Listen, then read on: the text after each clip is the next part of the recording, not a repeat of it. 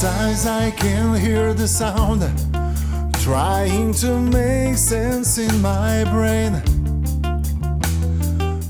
Truth Lies in Alzheimer's with Lisa Skinner is a podcast that is airing on Passionate World Talk Radio Network, a subsidiary of Global Media Network, LLC. Is what I need to change the world. A few bunch of...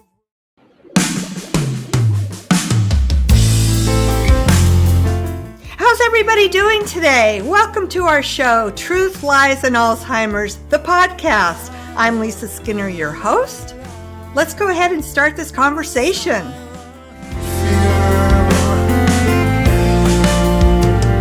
Sometimes I can hear the sound trying to make sense in my brain. Smooth melody comes to life after the rain. Cope, don't struggle. Navigate the challenges of Alzheimer's. Love is what I need to change the world. A few bunch of words in this song written for me and for you. All the things we can do for the sake of the nature we love. Keep ignoring. Our goal is to get to the truth, dispel the lies and myths, and unveil its secret faces. Understand what it's truly like to live with this disease, and focus on what really matters, spending quality time with your loved one. Push all the darkness away and dry all the tears. Hi, I'm Lisa Skinner. I am so happy you pushed the play button to watch this video today. That tells me that you are more than likely looking for guidance as a memory caregiver to someone who suffers from Alzheimer's disease and dementia. Everyone has an Alzheimer's story, so let's start that conversation now. I know your pain. Not only have I had 8 of my own family members suffer from dementia, but I've been counseling families for nearly 30 years. And just like you, I've been a caregiver for family members.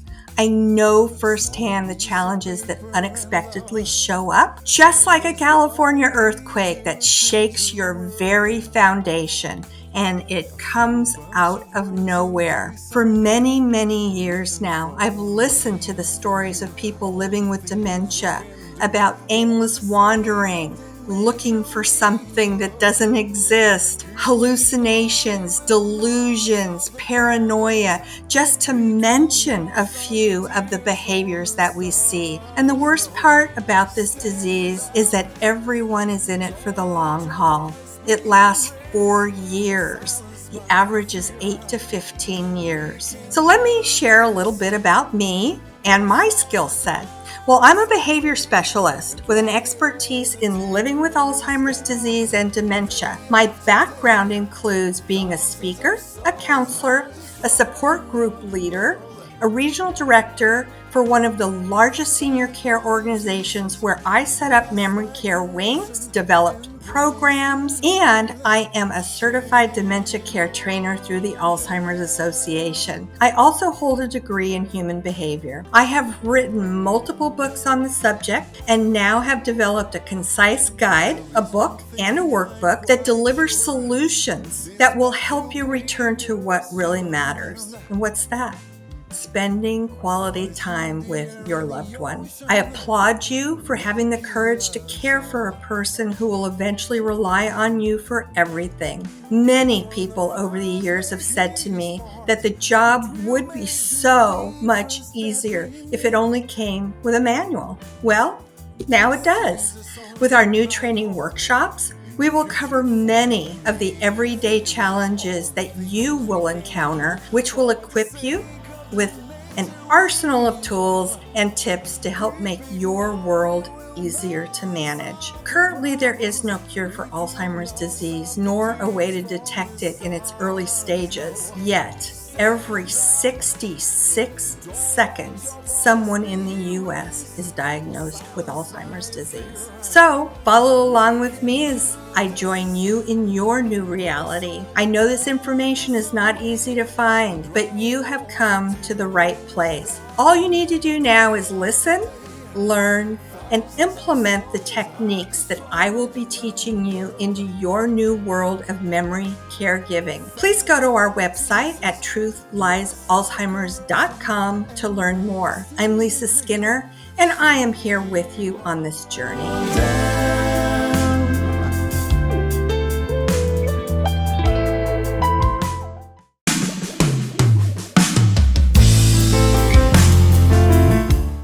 Truth Lies in Alzheimer's, Its Secret Faces by authors Lisa Skinner and Douglas W. Collins is a concise guide for caregivers navigating the heartbreaking challenges of having a loved one diagnosed with Alzheimer's disease and other dementia. Everyone has an Alzheimer's story.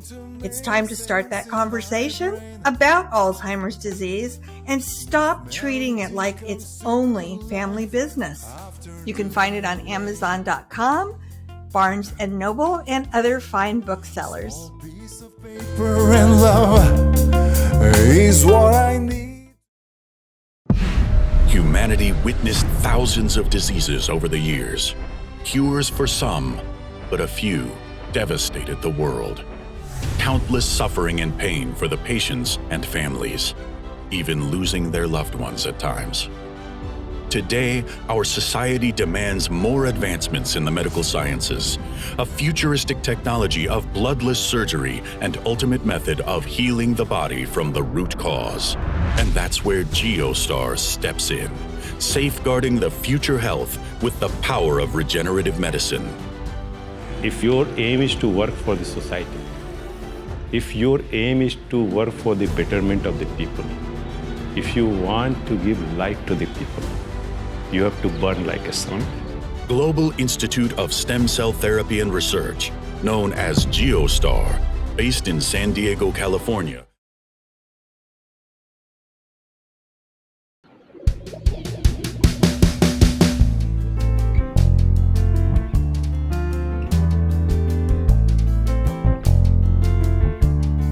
La, la, la, la, la. Silent fear.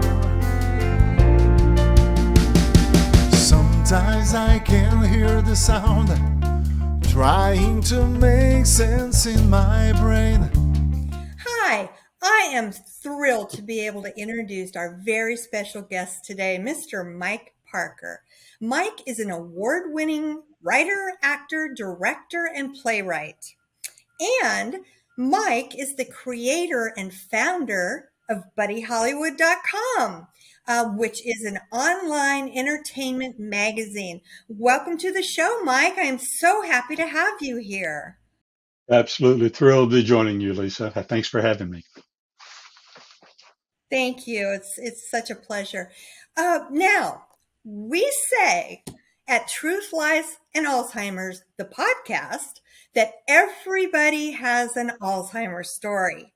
And Mike Parker is no exception. He's here today to share with us his extraordinary story of having 6 of his family members succumb to Alzheimer's disease. Mike, welcome to the show.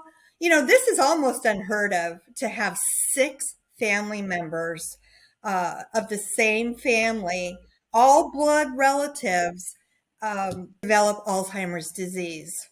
Now, I've had 8, and people are blown away when they hear I've had 8, but not all of mine were blood relatives. There were a few through marriage. Share with us what this has been like for your family.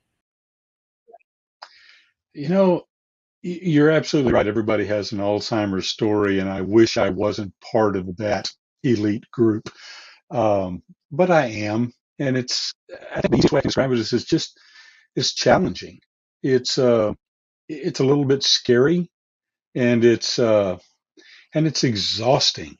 If I'm just being completely honest, my story starts back with my dad. who slowly slipped into various stages of dementia, including Alzheimer's.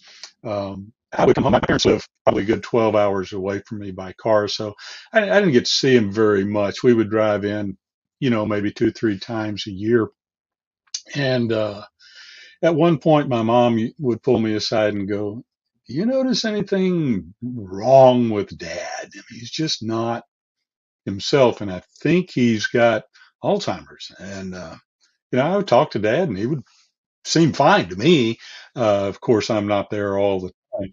And we'd come back in a few more months, and Mom would go, "Something's just wrong with Dad." And uh, over the years, he just slipped further and further away until he was really bedfast and hospitalized, and finally came home to die. In essence, waiting for the. Do you remember when your mom brought to your attention that she suspected that there might be something serious going on? How many years was it before it was blatantly obvious that there was definitely something going on here?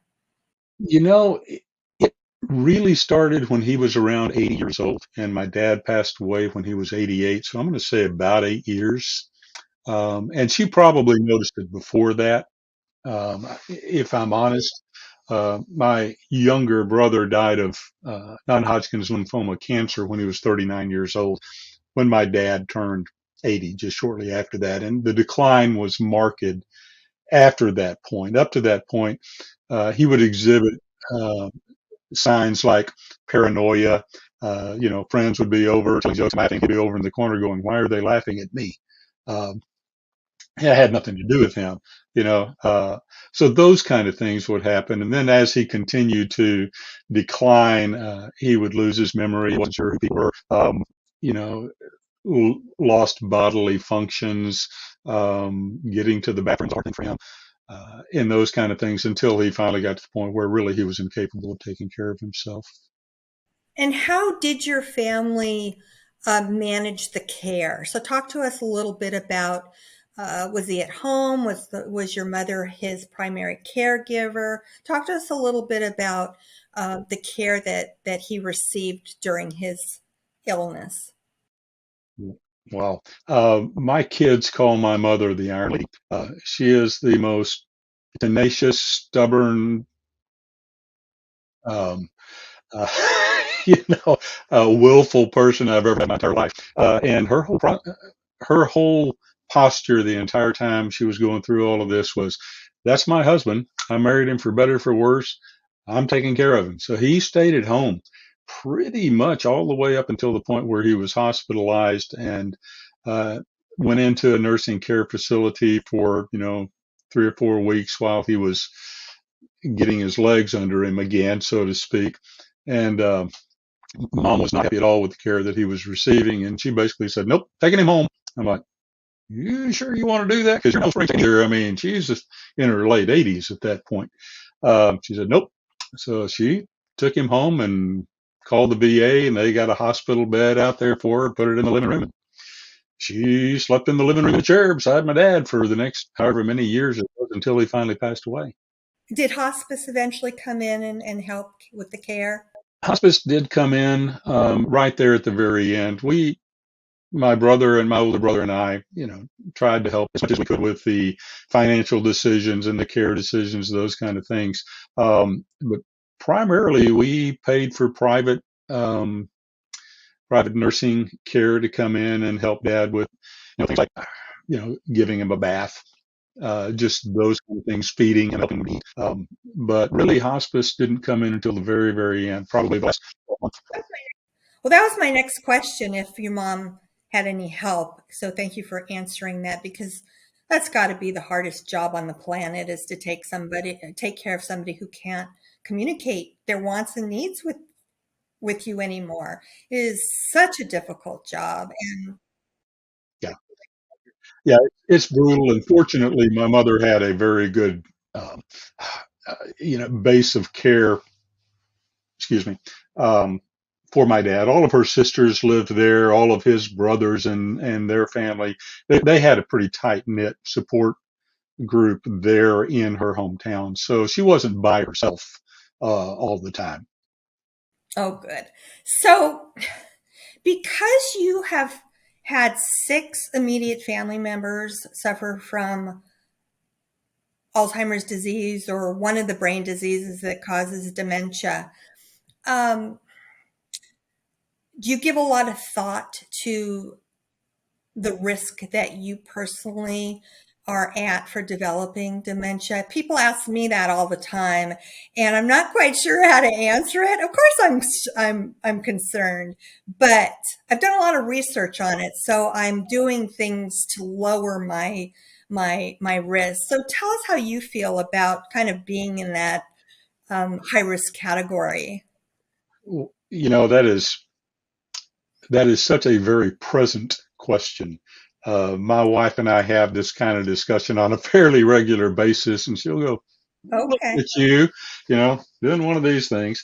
Uh, but yeah, my dad and all of his brothers passed away from some form of dementia within 1 year. Uh, my dad's I father, mean, 1 year of them being diagnosed with it, within 1 year of the time the first one of died each and the other. time the last one died was 1 year. So all 4 of those siblings Oh boy, passed away from some form of dementia at that time. that's huge. My grandfather had passed away previously. He was, of course, now he was in his 90s, so it's not like he was a spring chicken, but he was in the depths of dementia at that time as well. And now my mother is deep into dementia. She doesn't know who I am. She'll, you can sing songs with her, that kind of thing, and she'll sing along, que sera, sera. It's very sweet, but now the last time I saw her, who are you? I'm your son, Mike. Oh, okay. And later she said, now who are you again?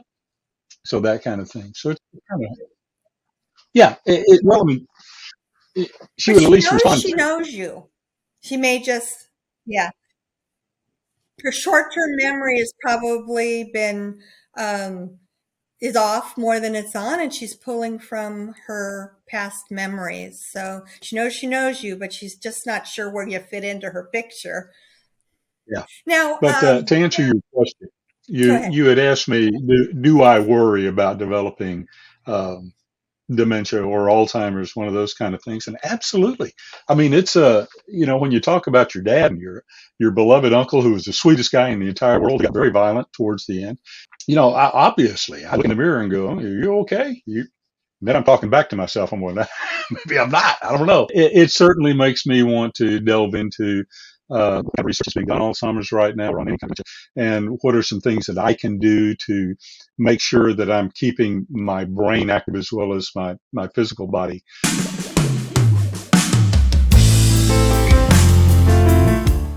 Truth Lies in Alzheimer's, Its Secret Faces by authors Lisa Skinner and Douglas W. Collins is a concise guide for caregivers navigating the heartbreaking challenges of having a loved one diagnosed with Alzheimer's disease and other dementia. Everyone has an Alzheimer's story. It's time to start that conversation about Alzheimer's disease and stop treating it like it's only family business. You can find it on Amazon.com, Barnes & Noble, and other fine booksellers. Paper and love is what I need.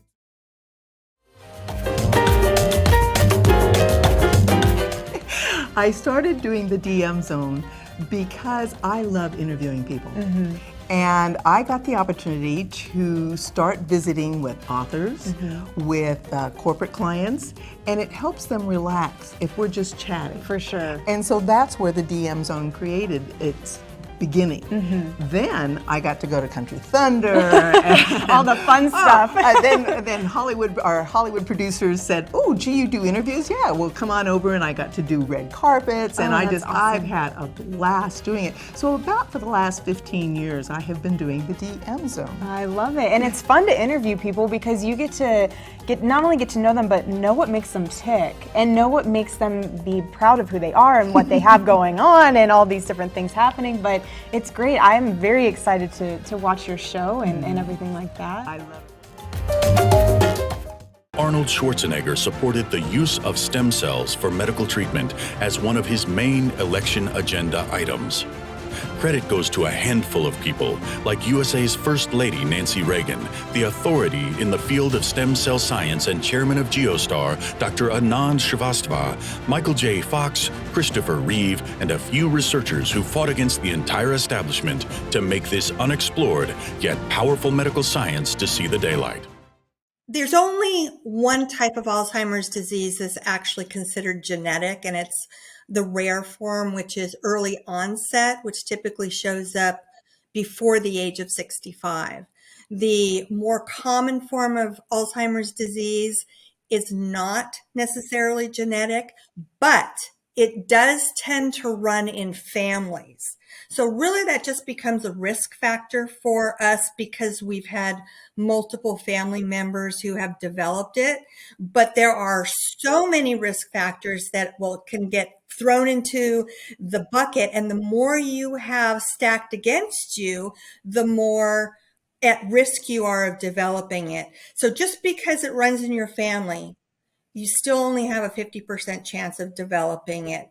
And some of these risk factors are modifiable and some are not modifiable. If we can work on the ones that we know are modifiable or manageable, then it can negate that from being a risk factor just piled against you. So that was comforting to me, having so many family members have Alzheimer's disease, to know that, okay, I still have a 50-50 chance of avoiding this. Wow. Yeah, 50-50 still ain't great odds. No. Yeah, that is a comfort. I'm glad to know that because I did not know that. Oh, good. I just Good. made the assumption. Now, so can you tell us what some of the biggest challenges have been for you and your family? Let's kind of talk in the present tense, because you currently have a mother-in-law that's in a memory care facility. No, your mother-in-law is at home and your mother is in a memory care facility. So, I mean, this disease just creates all kinds of angst for everybody, for the person who has it, for the family members, for friends. What would you say are some of your biggest challenges that you and your family face?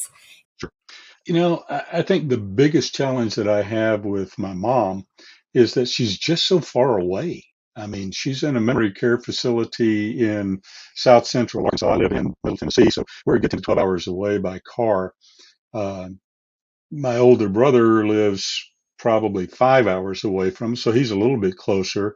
Of course, she has, again, a fairly good support system there in her hometown. So all the people from her church are there. Her two sisters live locally. She has, nieces and nephews that go to visit her on a daily basis. So that's a comfort to me to know that we have family members that are there in town that are able to check on her and make sure her care is being provided properly.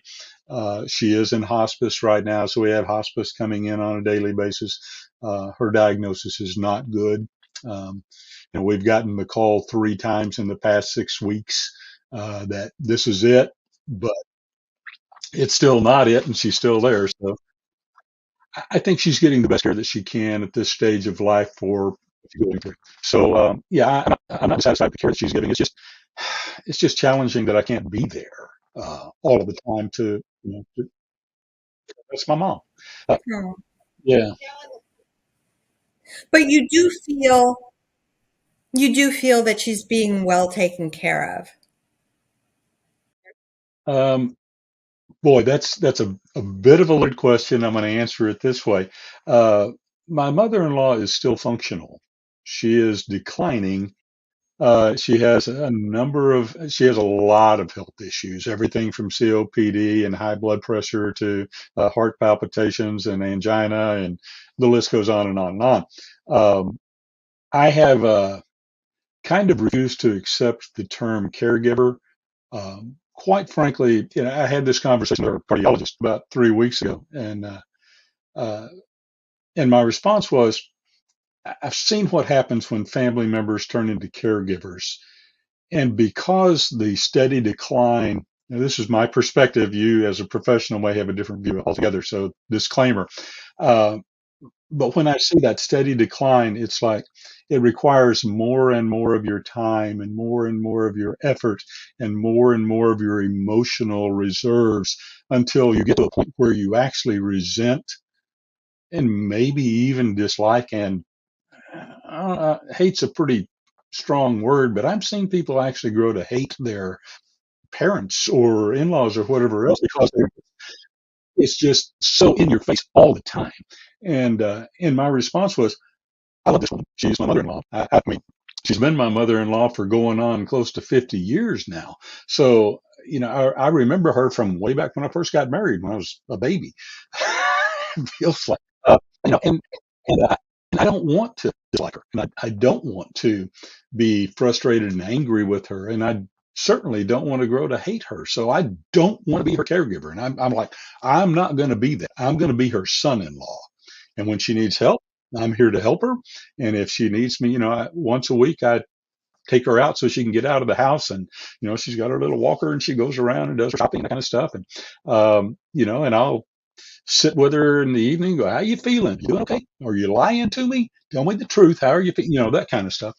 But I want to be the guy who is responsible for caring for her. So, and my response when she first moved into us is, when that time comes, then we're either going to have people come in to care for you, or we're going to have to find a facility that can give you the kind of care that you need.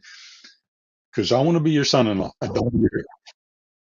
Okay, so Mike, I actually have one last question for you, and I think it's a really important question for our audience because, as we talked about, so many people are living this every day of their lives, and the numbers are going to triple in the next 25, 30 years.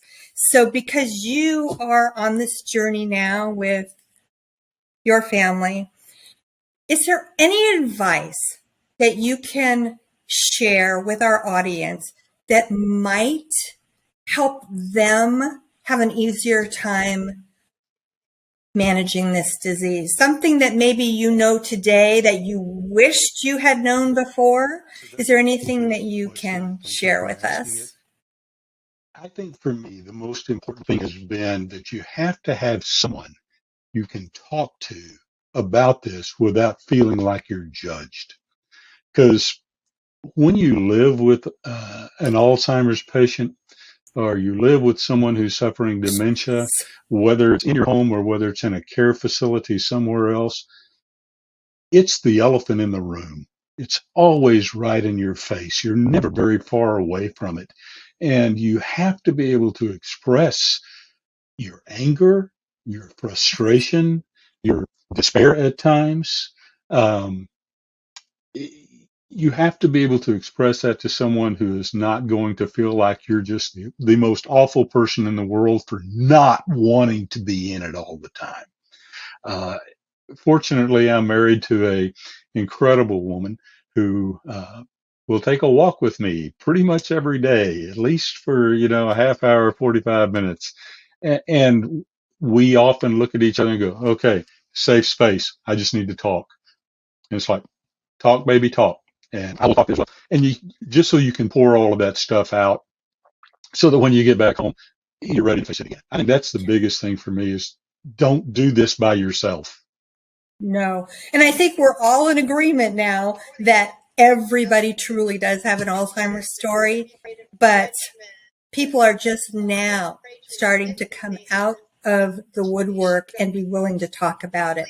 Before they wouldn't even talk about it because of stigmas and being afraid of judgments and being afraid to admit that they have this situation going on. We really need to raise this awareness because, we are on the verge of the next global crisis if we can't talk about it and really start addressing the needs of the people. You have been a wonderful, wonderful guest. We learned so much from you and can't tell you how appreciative we are of you taking the time to be on the show today. Sometimes Sometimes I can hear the sound trying to make sense in my brain.